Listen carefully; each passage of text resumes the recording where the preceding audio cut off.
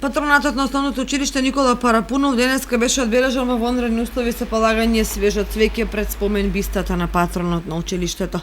Наставничката Кристина Харалампиева организираше онлайн патронат со програма која преку социјалните мрежи ја презентираа учениците од училиштето. Според најавите од менаџерската служба во училиштето наскоро се очекува одржување на училишен совет и утврдување на крајниот успех на учениците, како и упис на првачињата.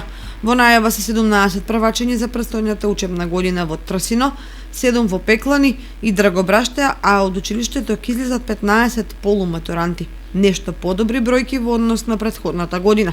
Инаку училиштето Никола Парапунов од село Драгобраште постои од 1948 година. Тогаш како основно училиште Кирил и Методи, 1966 година е именувано како Иво Лола Рибар, а името Никола Парапунов го носи од 1993 година па до ден денешен.